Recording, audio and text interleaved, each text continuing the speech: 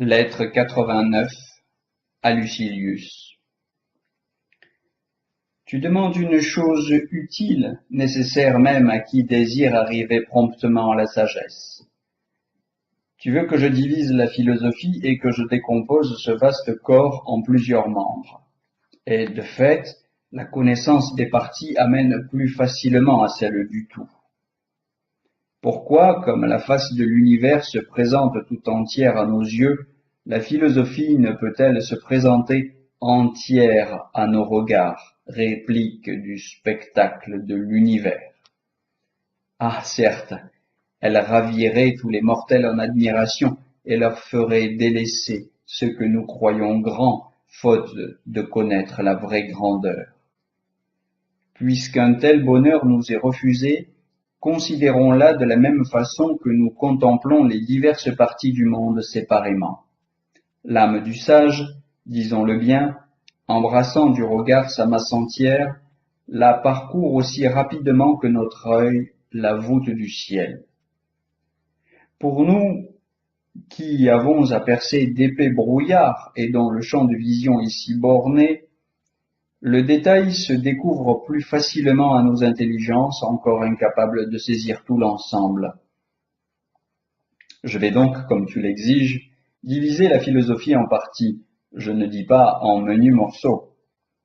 Il y a du profit à diviser la question, et non à la passer au hachoir. Tout comme l'extrême grandeur, l'extrême petitesse est malaisée à saisir. Le peuple est réparti par tribus, l'armée par centuries. Tout ce qui prend quelque ampleur est plus facile à passer en revue, une fois distribuées en parties qui, je le répète, ne doivent pas être trop nombreuses et trop minuscules. Trop subdiviser est aussi mauvais que de ne pas diviser du tout. Ce qui est morcelé jusqu'à n'être plus que poussière n'est plus qu'un tout, qu'un tas confus. Je dirais d'abord, si tu veux, en quoi la sagesse diffère de la philosophie. La sagesse est le souverain bien de notre âme pensante. La philosophie est l'amour et la poursuite de cette perfection. Celle-ci nous montre le but où l'autre est parvenu. Pourquoi l'appelle-t-on philosophie? L'étymologie est claire et fait assez voir à quoi s'attache son amour.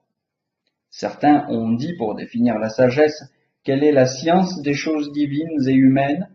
Selon d'autres, c'est la connaissance des choses divines et humaines et de leurs causes. Addition superflue à mon sens, vu que les causes des choses divines et humaines sont une partie des choses divines. La philosophie a été elle aussi diversement définie. On la nomme tantôt étude de la vertu, tantôt école de redressement pour la pensée. Elle est, au gré de certains, l'amour de la droite raison. On admet généralement, en tout cas, qu'il y a une distinction à établir entre la philosophie et la sagesse. De fait, il est impossible que l'idéal poursuivi et le poursuivant se trouvent identiques. La différence est grande entre l'avarice et l'argent, puisque l'une convoite et que l'autre est convoitée. De même entre la philosophie et la sagesse. Celle-ci est l'effet, la récompense de celle-là. L'une chemine, l'autre est le but où l'on va. La sagesse est ce que les Grecs appellent sophia. Le terme est en usage chez les Romains, comme l'est aujourd'hui celui de philosophie. Nos vieilles comédies nationales t'en fourniront la preuve et plus particulièrement l'inscription du tombeau de Docénus qui dit « Arrête-toi, voyageur, et lis la Sophia de Docénus ». Certains des stoïciens, quoique la philosophie soit l'étude de la vertu et que l'une soit l'objet de la recherche, l'autre l'agent, n'ont pas cru cependant qu'on puisse les séparer. Car il n'y a pas de philosophie sans vertu, ni de vertu sans philosophie. La philosophie est l'étude de la vertu, mais pas la vertu même. La vertu, effectivement, ne peut exister sans l'étude d'elle-même, ni l'étude de la vertu sans la vertu. Il n'en est pas, dans le cas présent, comme de ceux qui, de loin, visent à frapper quelque chose, le tireur à un endroit, le but à un autre. Il n'en est pas non plus des chemins menant à la vertu comme des chemins qui conduisent aux villes situées ceci à l'extérieur. On arrive à la vertu par la vertu même. Philosophie et vertu sont indissociablement liés. La philosophie comprend trois parties, selon les autorités les plus graves et les plus nombreuses. Philosophie morale, philosophie de la nature et logique. La première règle l'âme, la seconde explore la nature. La troisième contrôle la propriété des termes, leur agencement et la forme des arguments, afin d'empêcher le faux de se glisser à la place du vrai. Il s'est trouvé des auteurs pour réduire le nombre de ces divisions ou pour en créer de nouvelles.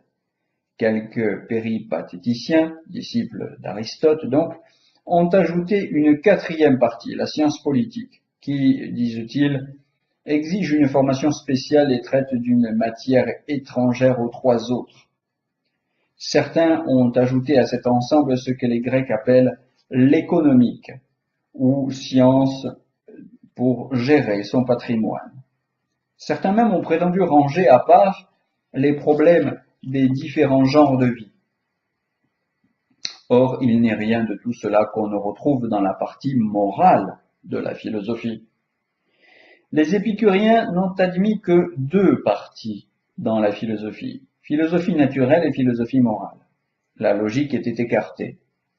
Plus tard, comme ils se voyaient obligés dans la pratique de distinguer les équivoques et de déceler le faux caché sous l'apparence du vrai, ils ont introduit à leur tour une section intitulée « Du jugement et de la règle », qui n'est que la partie logique sous un autre nom.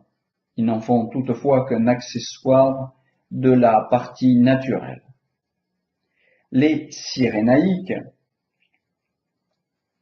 ont supprimé la philosophie naturelle en même temps que la logique et se sont bornés à la morale. Mais eux aussi n'écartent les choses que pour les rétablir sous des titres différents. Ils font en effet 5 parties de la morale. La première traite de ce qu'il faut fuir ou rechercher. La deuxième des passions, la troisième des actions, la quatrième des principes des choses, la cinquième des arguments. Or, les principes des choses appartiennent à la philosophie naturelle, les arguments à la logique. Ni les uns ni les autres ne relèvent de la morale. Pour Ariston de Chios, la philosophie naturelle et la philosophie rationnelle sont des sciences, non seulement inutiles, mais nuisibles. Il ne conserve que la morale, pour l'amputer également, puisqu'il supprime tout le chapitre des avis pratiques appartenant aux pédagogues selon lui, et non aux philosophes, comme si le sage était autre chose que le pédagogue du genre humain. Et maintenant, puisque la philosophie est composée de 3 parties, procédons à un classement de la partie morale. On a cru devoir la classer elle-même sous 3 chefs, dont le premier se rapporte à l'examen théorique de ce qui doit être attribué à chacun et de ce qui fait la valeur de toute chose. Examen utile au plus haut point. Est-il en effet rien d'aussi indispensable que d'estimer les choses à leur prix? L'élan de l'âme et les actions figurent au second et au troisième chef. Oui, le point essentiel est de juger ce que vaut la chose. Le second point, de régler et tempérer l'élan qui nous y porte. Le troisième, d'assortir son élan et son acte de manière à demeurer en toutes ses démarches d'accord avec soi-même. Qu'un de ces 3 vienne à manquer, le reste tombe dans le désordre, car que sert-il d'avoir déterminé à part soi la valeur de toute chose si l'élan qui nous y porte est excessif? Que sert d'avoir réfréné ses élans, de dominer ses passions si au moment d'agir, l'à-propos manque? si l'on ignore le temps, le lieu, le procédé qui conviennent à telle ou telle action. Car c'est une chose que de connaître la dignité et le prix des choses, une autre, différente, de connaître le joint des occasions, une autre encore, de brider ses élans et d'aller à l'action sans s'y précipiter. La vie s'harmonise dès lors que l'acte ne trahit pas l'élan et que l'élan se règle en toute occurrence sur le mérite de l'objet, moins vif ou plus ardent dans la mesure où cet objet mérite d'être recherché.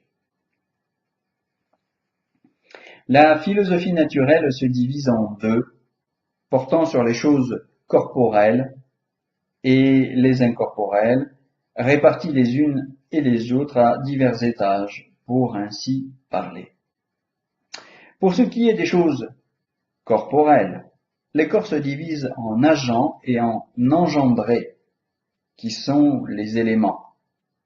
La classe des éléments est homogène selon certains, mais d'autres y mettent la matière, la cause agente de tout, et enfin les éléments eux-mêmes. Reste à diviser la partie de la philosophie qui est relative au raisonnement. Tout discours est soit continu, soit coupé en interrogation et en réponse. On a pris le parti d'appeler celui-ci dialectique et celui-là rhétorique. La rhétorique s'occupe des mots, des idées, du plan. La dialectique a un double objet, elle s'attache au terme et à la chose signifiée, c'est-à-dire au fond des idées et aux paroles qui les expriment. Viennent ensuite d'interminables subdivisions des deux modes du discours. Je n'irai pas si loin, je n'irai pas plus loin, et je n'exposerai que les cimes des choses. Sans quoi, si je me mets à subdiviser les divisions, c'est tout un volume de recherche qui en sortirait. Lucilius, mon excellent ami, lis ces choses. Je ne te le défends pas, à condition que tout ce que tu y cueilleras soit rapporté à la morale. Discipline tes mœurs. Réveille en toi ce qui languit, raffermis ce qui s'est relâché, dompte ce qui se rebelle. Fais une guerre sans merci à tes passions et aux passions publiques. Et quoi, dira le monde, toujours le même refrain. Réplique, c'était à moi de vous dire, et quoi, toujours les mêmes errements.